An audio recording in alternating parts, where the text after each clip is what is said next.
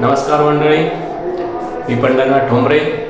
आपलं चॅनल नक्की सबस्क्राईब करा आणि हा व्हिडिओ पूर्ण पाहून यावर आपली प्रतिक्रिया नक्कीच कळवा आणि आवडल्यास शेअरही करा.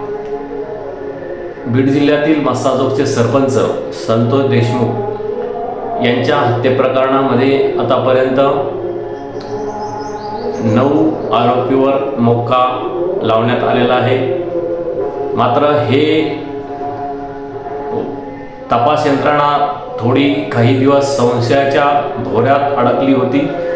मात्र संतोष देशमुख यांचे बंधू जरांगे पाटील, सुरेश धस, आमदार क्षीरसागर अशा काही नेत्यांनी महाराष्ट्रभर पूर्ण आंदोलन करत या तपास यंत्रणेवर दबाव आणला आणि या तपास यंत्रणेला गती आणली.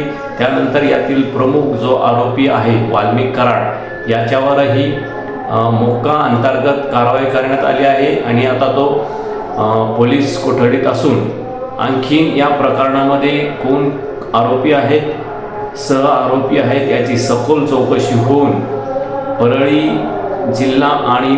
परळी आणि बीड जिल्हा या भागातील जी गुंड प्रवृत्ती वाढली आहे त्याचा सफाया करण्यासाठी ही या गुंडगिरी मागील जी प्रवृत्ती आहे तीही साफ झाली पाहिजे. त्यांनाही पोलीस यंत्रणेकडून त्यांच्यावर कारवाई अपेक्षित आहे. यात वाल्मिक कराड यांच्या मागे काही राजकीय यंत्रणाही काम करते असा एक आरोप या भागातून होत आहे, संपूर्ण महाराष्ट्रातून होत आहे आणि ही प्रवृत्ती थांबली पाहिजे. यासाठी जो कोणी या प्रकरणात वाल्मिक कराड आणि या टोळी मागे आहे त्याच्यावर योग्य ती कारवाई झालीच पाहिजे. तेव्हाच महाराष्ट्राचा बिहार होणार नाही आणि ही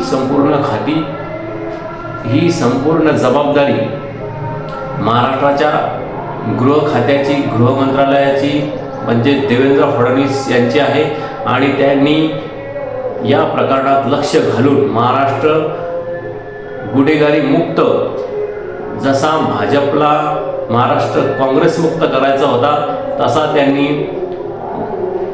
महाराष्ट्र हा गुन्हेगारी मुक्त झाला पाहिजे असे स्वप्न देवेंद्र फडणवीस यांनी पाहून येत्या 5 वर्षात या दृष्टिकोनातून काम करणं आवश्यक आहे.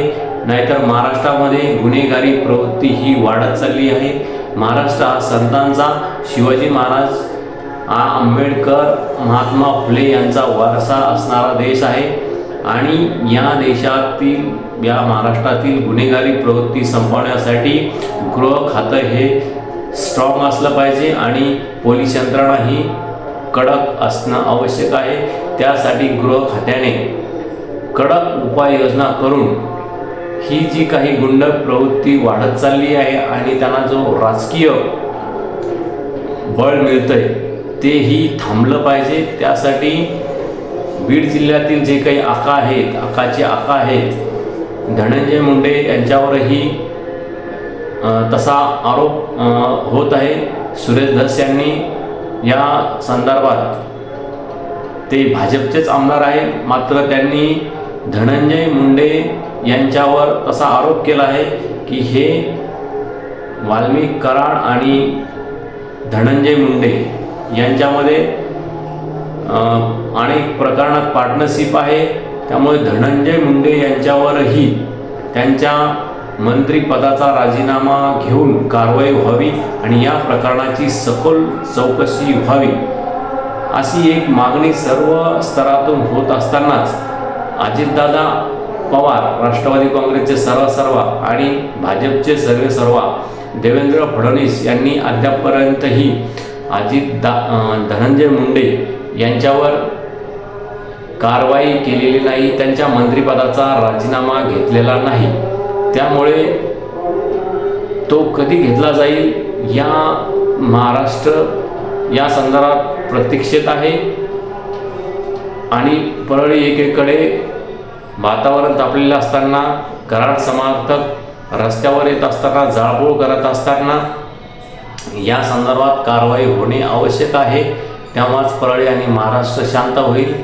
आता धनंजय मुंडे यांचा राजीनामा घेतला जातो का आणि त्यांचा या वाल्मिक कराडानंतर त्यांचा नंबर लागतोय का, हे आता आपल्याला पाहावं लागेल.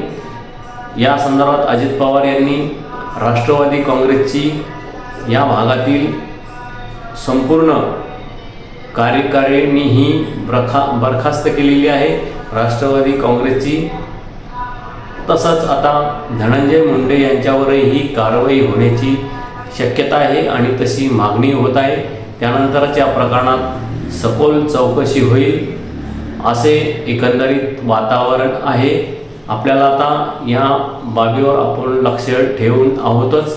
या प्रकरणात पुढे काय कारवाई होती आणि तुमच्या प्रतिक्रियाही तुम्ही नक्की कळवा. धनंजय मुंडे यांचा राजीनामा घ्यावा की नाही या संदर्भात आपल्या प्रतिक्रिया नक्की कळवा. धन्यवाद.